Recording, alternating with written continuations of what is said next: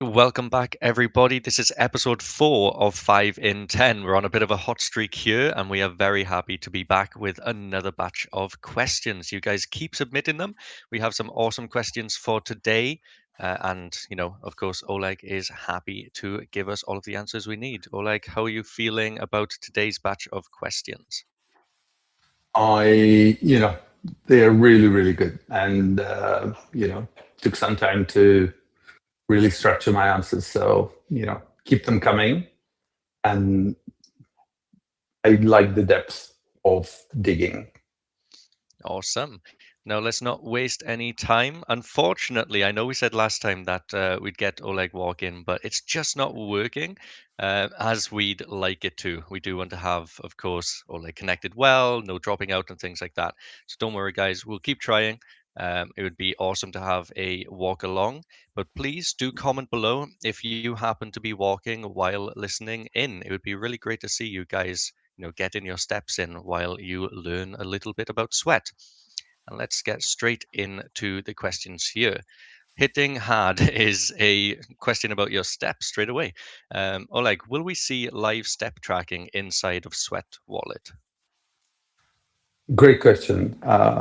And the short answer is not in a short term. And the reason for it is very, very simple. The verification and tracking is working extremely well in our partner or sister app, Coin. And instead of rebuilding it, redoing it, we actually need to focus on functionality that you are asking for all the time and is still not working as well as it should, which is to give you an opportunity to literally walk into crypto and start earning cents and dollars and build a portfolio and make money, in the crypto markets. And this is something that can only we and this team can do, while verification and step tracking is already working. Once this is all done and it's perfect and is working, and you guys are building your portfolios and becoming crypto natives, if then the tracking is really, really necessary, keep raising this question and we'll come back to it. But I also want to say that there is an incredible complementarity between Sweatcoin and Sweat Wallet. We both approach the same problem, which is to help you be more active and actually turn it into a source of wealth, as opposed to just what it is right now, where you're not getting rewarded for looking after yourself, for being active. Bitcoin approaches it from Web2 world and has a lot of partnerships and a lot of interesting offers for you. We, of course, approach it from Web3. So we're building on this complementarity and focusing on different areas of our specialty. Absolutely. I mean, look, if you use both of the apps right now, then you're earning sweat. You can do your daily boosts. You can be a Sweat Max user, a Sweatcoin Premium user, and earn more. So right now, they're very, very complementary. It's awesome to use both of them. Get your sweat in, get your steps in. So I understand where the question is coming from. Obviously, if you do still have any sort of further feedback, or if you do just really want to see live step tracking inside of Sweat Wallet, as Oleg said, keep them coming, keep letting us know, and it does all, of course, go into account. Let's go to the next question here. And Oleg, we have got a lot of questions here around hodl lockup dot sweat, and of course this is a very large and important wallet. Could you please provide us just a little bit of information on exactly what it means for users? Yes, this is one of the earliest wallets that was created to hold locked up sweat of Sweat Foundation and investors. And the reason why it is so substantial is because actually, largely, Sweat Foundation has not really touched its allocation and it sits in there. And I know that some people were suggesting, can we break it down into smaller pieces so that it's clearer? Um, It is, of course, possible. Everything is possible, but it's not terribly practicable because of the fact that that would create a lot of confusion on the market. Because when you look right now at CoinGecko or Coin Market Cap, and you see circulating supply versus total supply, the HODL lockup is the primary contract that is tracked by all the different services as locked tokens. If we start splitting it into smaller and smaller chunks, then some services are not going to pick it up and there will be discrepancy between them. And that is likely to generate more confusion and questions and distrust in the community. So, we would prefer to keep it as is for simplicity and transparency and visibility to all of you. Awesome. Thank you. Let's jump straight through here. We are doing great on time today. So kudos to you, Oleg, for keeping your answers obviously informative but concise. So we're doing well. Let's go through to this one. And how do you decide which features get built? Well, there are two primary, sort of paths how features end up in a prioritization list. The first one is, of course, community. And you know that a lot of stuff that you've thrown at us as ideas ended up being delivered. And the other path, of course, is us constantly thinking about one goal, and this goal is to make your movement as valuable as possible so that you're not just benefiting from being physically active, living longer, and having better health, but that each step you take is increasing in value. In order for that to happen, we as an ecosystem, as a sweat wallet and sweat token ecosystem, we have to grow. We have to attract more people, and this community needs to generate revenues and profit that then can go into the value of your physical activity. So your requests and constantly keeping an eye on the thing that matter, long-term growth of your physical activity, is how we prioritize what is getting built.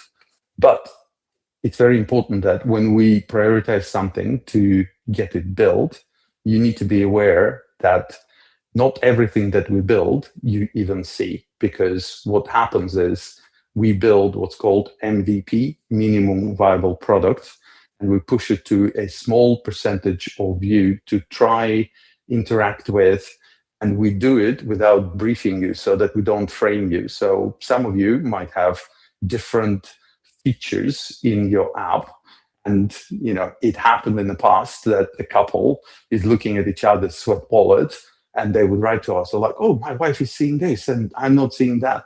If this happens, that is exactly what I'm talking about.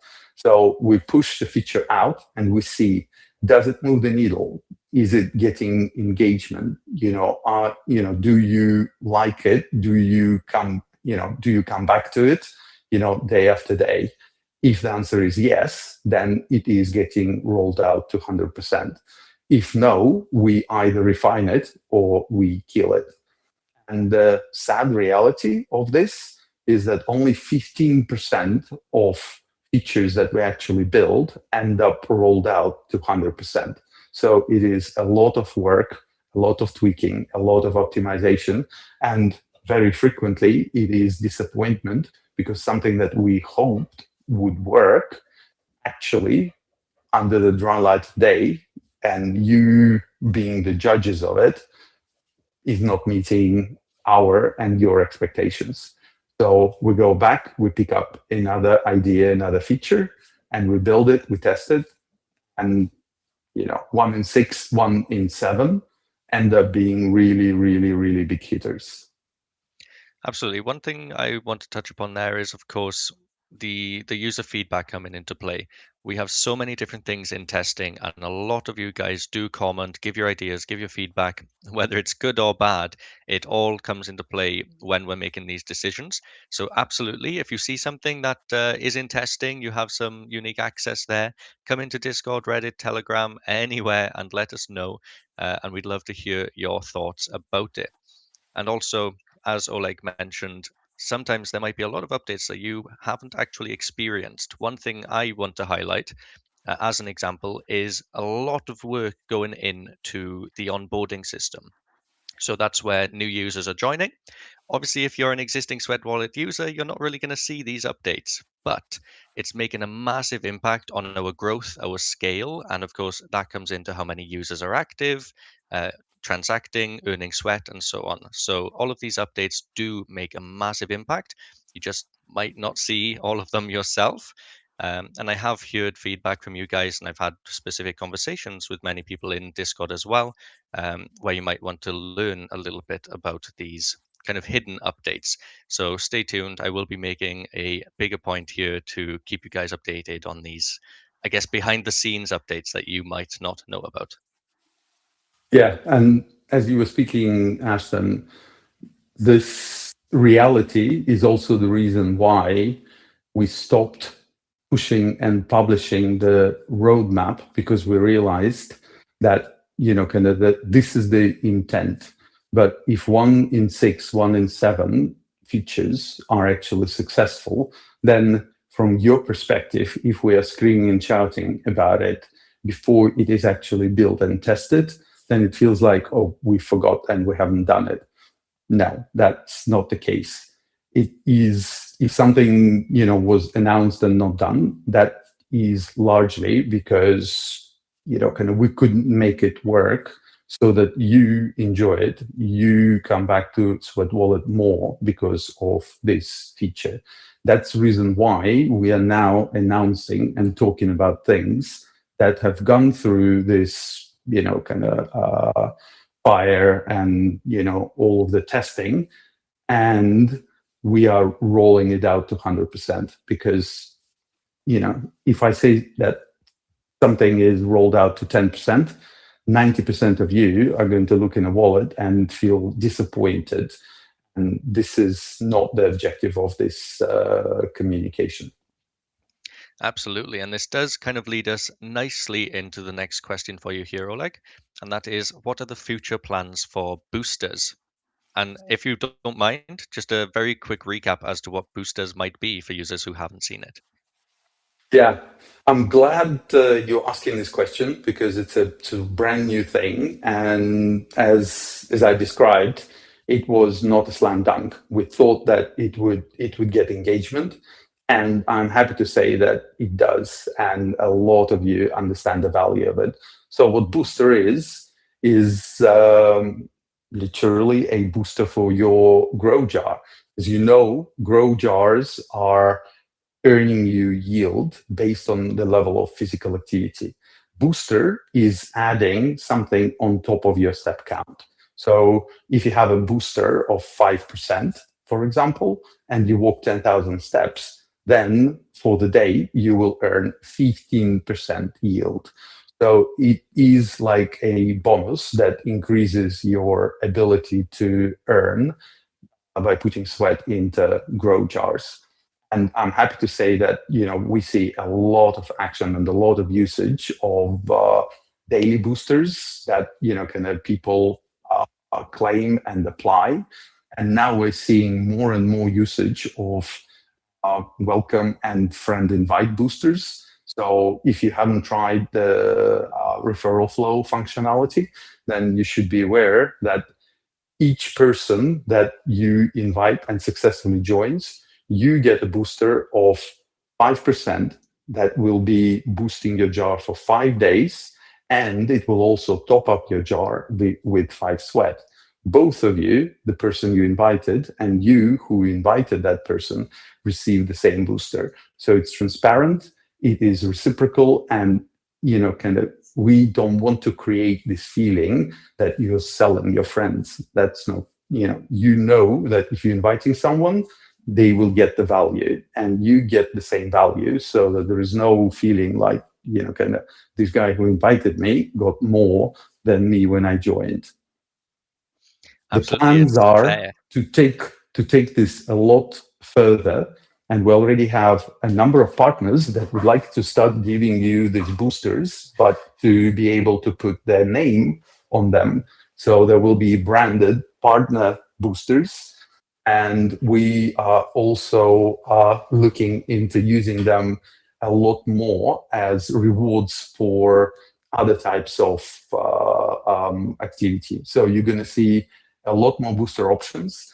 And we're also looking into boosters of really, really high value, where we're talking about sort of double digit percentages. So keep an eye out for those. When it happens, it probably will happen, as I said, with a small percentage of users. But if it is successful, we'll definitely push it out to 100%. So very, very exciting feature. And thanks a lot, guys, for embracing it and for engaging with step jars or step jar, because, kind of this is effectively a tool to double the value of your movement. You earn sweat from movement, but you also earn yield on the sweat that is in the grow jar. So we see a lot of you walking or using app, flip, spin, and other features to collect sweat, put it into a jar, and then all of a sudden you are earning effectively double. I do really, really enjoy the premise of step jars. You know, like you just said, you earn sweat and then you earn it again by walking further and growing what you already have. So absolutely, guys, if you haven't checked it out, do check it out. It's the Grow tab in your Sweat wallet. And of course, let us know your thoughts. Let's jump into the next one here. Oleg, what is the future of Mia? Yeah. You know that we've been dabbling or experimenting with the AI features already for some time. And Mia is the result of a lot of research, a lot of testing, a lot of work with you guys. And thanks a lot to all of you who are engaging with me and asking questions and queries, because it is constantly learning, and kind of it's a reinforced learning. And we see if questions are not answered satisfactorily. So, for example, if you go and you engage with Mia and you ask her a question and she gives you bullshit answer or not useful answer, please, please, please put thumbs down, because we pick up the signal, we look into that, and we educate and add additional information to Mia to make sure that these answers are as useful as as they can be. Think of Mia as a super personalized support agent, helper, and educator.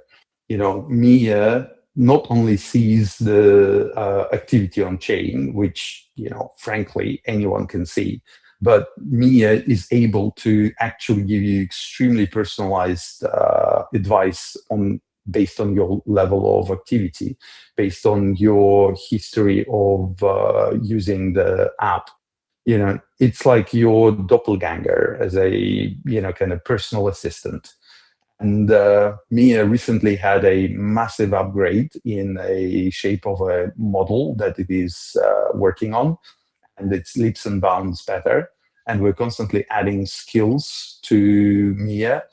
I know that some people were even asking question, can I ask Mia to trade on my behalf and do transactions?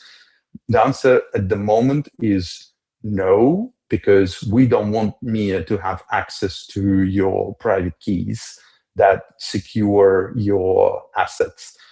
I think some point of time, the moment will come when we will be able to trust Mia enough, and we will allow you to kind of enable this functionality.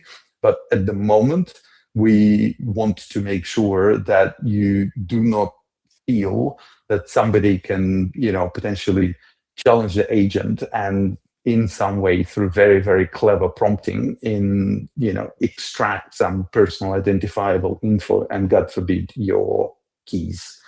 As you watch these sessions, you know that there was a recent hack, and all I can tell you is that kind of security and your security is absolutely paramount for us, because going through this experience really, really made me realize how important it is to have controls that are not just relying on the, kind of good intentions of the model or guardrails that might be in it, but simply not allowing certain scenarios to happen, like her having access to your private key and potentially deciding in, whatever, in hallucination to liquidate your holdings. One thing that I think is pretty important to highlight now is that Mia is able to sort of construct transactions for you, which I find really, really cool.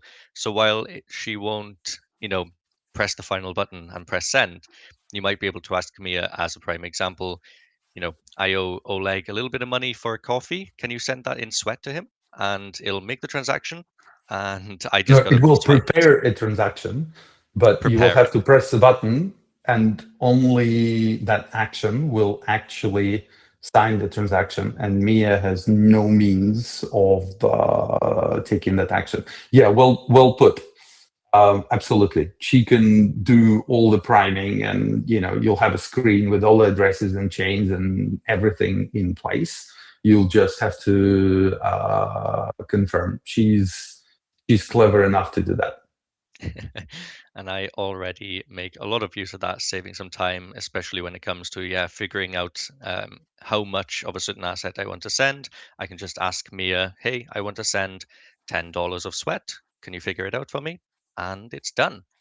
But with that said, let's jump into our final bonus question. We've already done our five, and as usual, we give you guys an extra. So, Oleg, what is something that sounds easy but is actually very difficult to build? I found this one pretty fun to take a look at. Yeah, I love this question. Um, Look, there are two, I think, groups of challenges. Uh, There are more, but fundamentally, in my head, the difficulty comes first and foremost in building something that is simple and doesn't have any or anything unnecessary in it. I guess this reminds me a famous sculptor, when asked, "How do you produce this beauty?" answered, "Well, I take a block of stone and I remove all unnecessary pieces." And this is, kind of removing pieces, making things simpler, removing clicks, removing unnecessary text, not using jargon. Everyone can build an app, but very, very few people can actually build an app that does what other apps are doing in a way that, kind of is just so simple that you don't have to go to FAQs, watch educational videos. So building elegant, simple, with everything unnecessary removed is massive, massive, massive challenge. And the second group is, of course, technological challenges. And here, the one that is on top of my mind is all of this crypto multi-chain functionality to enable tokens moving seamlessly with, kind of no delays between chains that have different standards, that have different signatures, different security profiles, is extremely, extremely difficult to do, um, especially with this simple interface that I was talking about before. And of course, securely, because when you build something that moves assets between chains, you can't just make it work and make it beautiful, because if it is hackable, if it's not secure, if your, kind of assets can be stolen, that is a disaster. So technologically, multi-chain and, kind of movement of tokens between chains is a huge, huge, huge challenge, and it took us quite a long time to enable it. So, for example, using Sweat as gas on other chains, when you don't have to think about, oh, I need to have ETH on Ethereum to make a transaction. I need to have BNB on Binance Smart Chain. I need to have Near if I want to do a transaction on Near. When you don't have all of this complexity and you can either use Sweat or even more, and it was even more complex, delegate paying your fees to advertisers. You watch an ad, and advertiser effectively pays for it, and to do it securely, that was a huge challenge. And we want to continue expanding the number of supported chains and number of supported tokens, and really make trading, bridging, and on ramps so intuitive, so simple that you really never ever have to go into documentation, FAQs, educational videos. It just works, and it meets your intuition how it should work. I think, one of the key points there was making these, incredibly complex and, quite crypto heavy features and experiences simple, just making them simple, making them elegant and understandable to the point that millions of users will be able to onboard and understand these features quickly. Maybe not straight away, but they'll be able to get there a lot quicker than with these very complex and difficult to understand interfaces.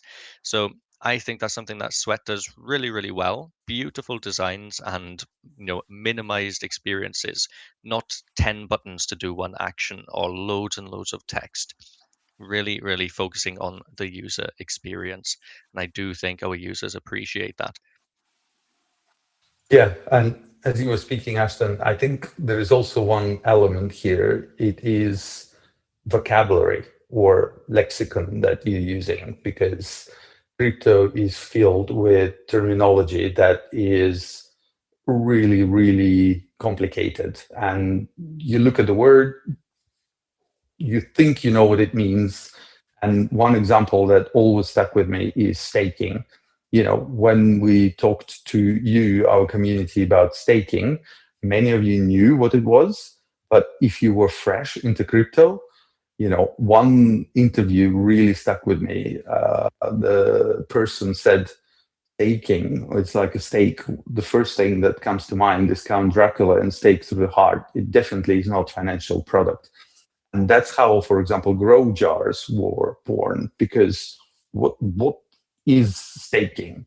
You put something into a contract or jar, and it grows. And these seemingly almost irrelevant and funny examples actually is the difference between feature being used and feature being ignored, because a lot of people wouldn't understand what the hell does it mean, and not many of you would go and search on the web. So what does staking mean? What does it do? How does it work? So we try to not only simplify the experience, but also the vocabulary and the words that we use to simply explain what is it, so that you don't have to open anything else other than just look at the app, look at the interface, and make a decision, yes or no. Absolutely. I think Sweat does brilliantly there, and I know from a lot of feedback in the community, they do really appreciate, the nice designs, the little animations and flares that we have in the app, just to help guide people along. Especially as we've mentioned, focusing in on onboarding, making that experience as smooth as possible for millions and millions of users joining Sweat and perhaps joining crypto for the first time. Awesome. Now, I Agreed. do believe that brings us to the end. So, as always, guys, thank you very much for listening in or watching if you are sat there taking a look at our lovely faces, let's say. But you can see on the screen that there's a QR code already up for you. So, if you do have any further questions, please, please, please scan that, whether you're on your phone or click the link in the description below. You'll be able to send in any further questions you have, and we will take them into the sheets for next time. So, without anything further to say from me, Oleg, final comments? No, love the sessions, and amazing questions, guys. Keep sending them, and keep challenging us. We're here to serve you and to make your movement valuable. Without you, this business wouldn't exist, and the world's physical activity would not become as valuable as it is now, which is still a long way to go from where it will be if all of our plans materialize. Thanks for your support. Thank you, everybody. Thanks for listening. Have a great weekend. Get your steps in, and we'll see you next time. Goodbye. See you next week.